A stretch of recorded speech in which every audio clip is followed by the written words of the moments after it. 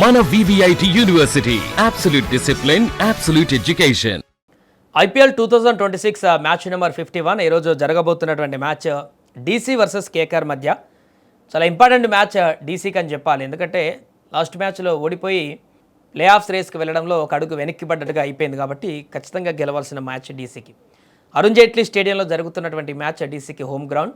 So మరి ఇక్కడ ఇరు జట్ల పర్ఫార్మెన్స్ ఏ రకంగా ఉంది, బలాబలాలు ఏంటి, గత మ్యాచ్ రికార్డ్స్ ఏంటో ఒకసారి చూసి ఎవరు గెలుస్తారో కూడా మనం మాట్లాడుకునేటువంటి ప్రయత్నం చేద్దాం. ముందుగా ఇక్కడ హెడ్ టు హెడ్ తలబడ్డటువంటి సందర్భంలో ఢిల్లీ క్యాపిటల్స్ 4 సార్లు గెలిచారు, 6 సార్లు KKR మ్యాచ్లు గెలిచారు గతంలో ట్రాక్ రికార్డులు. అండ్ అరుణ్ జైట్లీ స్టేడియంలో జరుగుతుంది కాబట్టి ఇక్కడ మ్యాచ్లో ఫస్ట్ ఇన్నింగ్స్ స్కోర్ వచ్చేసి 171, సెకండ్ ఇన్నింగ్స్ స్కోర్ వచ్చేసి 156 అలాగుంది. హై స్కోర్ 278 ఈ గ్రౌండ్లో నమోదవడం జరిగింది. హైయెస్ట్ చేజ్ కూడా ఇదే గ్రౌండ్లో మనం ఈ మొన్న కొద్ది రోజుల క్రితం మ్యాచ్లో చూసాం. 265 పరుగుల చేజ్ని ఇక్కడే చేశారు ఢిల్లీ మీద పంజాబ్ జట్టు. కాబట్టి హై స్కోర్ గ్రౌండ్గానే మనకు కనిపిస్తుంది. పేసర్లకు వచ్చేసి 62% ఇక్కడ గ్రౌండ్ అనుకూలిస్తుండగా 38% స్పిన్నర్లకి అనుకూలంగా ఉన్నటువంటి గ్రౌండ్గా మనం చెప్పవచ్చు దీన్ని. ఇక ఓవరాల్గా రెండు జట్ల యొక్క ప్లేయర్స్ బ్యాటింగ్ బలాలు, బౌలింగ్ బలాల విషయానికి వస్తే DC బ్యాటింగ్ విషయంలో మొదట్లో రాణించినటువంటి ఆ ఫైర్ అయితే ఇప్పుడు DCలో కనిపించట్లేదు. KL రాహుల్ కూడా గత 2 మ్యాచ్ల నుంచి వైఫల్యం చెందుతున్నాడు. అంతకుముందు ఒక 152 భారీ నాక్ కొట్టినా కూడా, అంతకుముందు ఒక 2 మ్యాచ్లు ఆడినా కూడా ఆ కన్సిస్టెన్సీ అనేది లేకపోవడం పెద్ద మైనస్గా మారుతుంది DCకి. ఆ తర్వాత అక్షర్ పటేల్ కూడా అనుకున్న స్థాయిలో ఆల్రౌండర్ ప్రదర్శన చేయలేకపోతున్నాడు. బౌలింగ్లో, బ్యాటింగ్లో రెండిట్లో ఈ వరుస మ్యాచ్ల్లో, రీసెంట్ మ్యాచ్ల్లో ఇబ్బంది పడుతున్నాడు. నిశంక ఒక మ్యాచ్లో రాణిస్తున్నాడు, ఇంకో మ్యాచ్లో విఫలమవుతున్నాడు. తను ఎప్పుడు ఆడుతున్నాడో తెలియనటువంటి పరిస్థితి నిశంక నుంచి కొనసాగుతుంది. ఆ ఓపెనింగ్ స్టాండర్డ్స్ అనేది మెయింటైన్ చేయలేకపోతున్నారు DC నుంచి. ఆ తర్వాత బ్యాటింగ్లో నితీష్ రాణా కూడా మంచిగా రాణిస్తున్నా కూడా గత మ్యాచ్లో అయితే విఫలమయ్యాడు. నితీష్ రాణా స్టాండ్ బైగా నిలబడితే కొంత స్కోర్ మిడిల్ ఆర్డర్లో రాణించడానికి అవకాశం ఉంటుంది KL రాహుల్ సపోర్ట్ తోటి.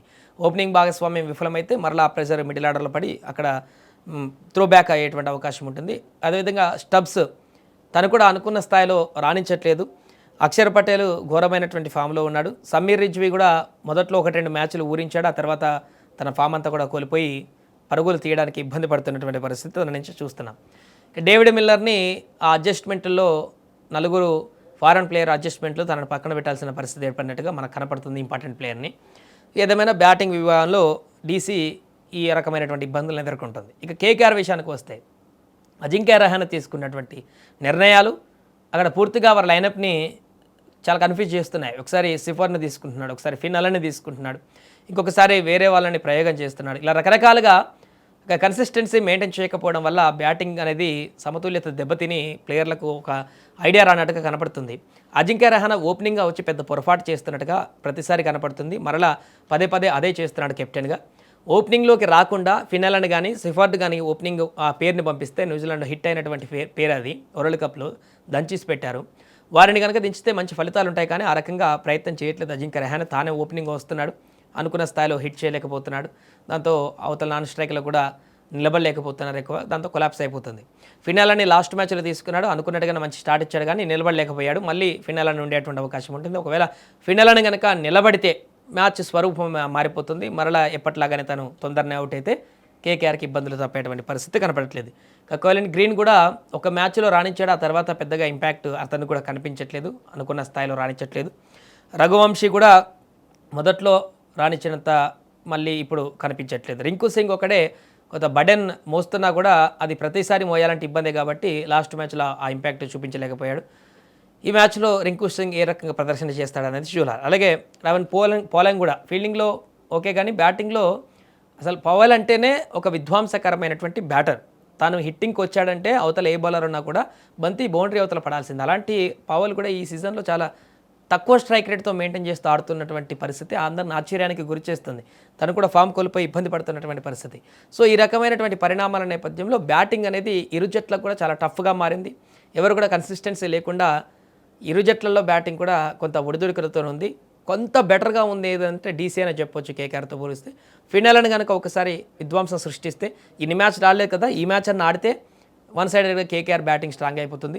మళ్ళీ ఫినాలను సేమ్ ప్రదర్శన ఉంటే DC బ్యాటింగ్ చాలా స్ట్రాంగ్గా ఉంటుందని చెప్పుకోవచ్చు. ఇక బౌలింగ్ విభాగానికి వస్తే DCలో మిచెల్ స్టార్క్ అనేది ఎంట్రీ ఇవ్వడం చాలా ప్లస్ పాయింట్ అయిపోయింది. లుంగి ఎంగిడి కూడా గాయం తర్వాత బ్యాక్ హ్యాండ్ ఇచ్చాడు. ఇద్దరు ఫారెన్ బౌలర్లు మంచిగా రాణిస్తున్నటువంటి సందర్భం ఉంది.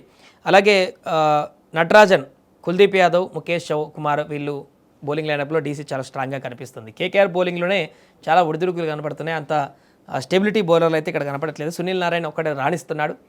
వరుణ్ చక్రవర్తి కూడా కొంత ఫామ్లోకి ఈ మధ్యలో వచ్చినట్టు కనపడుతుంది. స్పిన్నర్లోకి కానీ పేసర్ల విభాగంలోనే ఆ సమస్య. కార్తిక్ త్యాగి రాణిస్తున్నారు. అరుణ్ ఎప్పుడు వికెట్లు తీస్తున్నాడో ఎప్పుడు పరుగులు ఇస్తున్నాడో తెలియనటువంటి పరిస్థితి ఏర్పడింది. కాబట్టి బౌలింగ్ విభాగంలో అయితే కేకేఆర్ చాలా డ్రాబ్యాక్లో ఉంది డీసీతో పోలిస్తే. డీసీఏ ఇక్కడ బౌలింగ్ విభాగంలో కొంత పైచే ఉన్నట్టుగా కనపడుతుంది. సో ఓవరాల్గా ఈ మ్యాచ్లో ఏం జరగబోతుంది ఏంటంటే చూస్తే ఒక మంచి భారీ స్కోర్ వచ్చేటువంటి అవకాశం ఉన్నట్టుగానే కనపడుతుంది ఇక్కడ అరుణ్ జైట్లీ స్టేడియంలో. వరుసగా గత మ్యాచ్లో కూడా 200+ స్కోర్లు అయితే రావడం జరిగింది. సో ఇక్కడ ఎవరు గెలుస్తారు ఏంటనేది చూస్తే ఖచ్చితంగా కేకేఆర్ కంటే కూడా ఈ విజయం డీసీకి చాలా ఇంపార్టెంట్. డీసీ గెలవకపోతే ఎలిమినేషన్కి దగ్గర అయ్యేటువంటి పరిస్థితి ఉంటుంది. కాబట్టి పక్కాగా ఈ మ్యాచ్ 100% కాదు 200% ఎఫర్ట్ పెట్టి డీసీ ఆడుతుంది. కాబట్టి స్లైట్ ఎడ్జ్ అయితే డీసీకి ఇవ్వచ్చు. ఢిల్లీ క్యాపిటల్స్ ఈ మ్యాచ్ గెలవడానికి అవకాశం ఉంటుంది. 60% డీసీ గెలిచేటువంటి అవకాశం ఉంది. ఒక 40% కేకేఆర్, అది కూడా అలానే ఆడితేనే. ఫినల్ ఆడకపోతే ఈజీగా డీసీనే గెలిచేటువంటి అవకాశాన్ని ఈ మ్యాచ్లో చూడొచ్చు.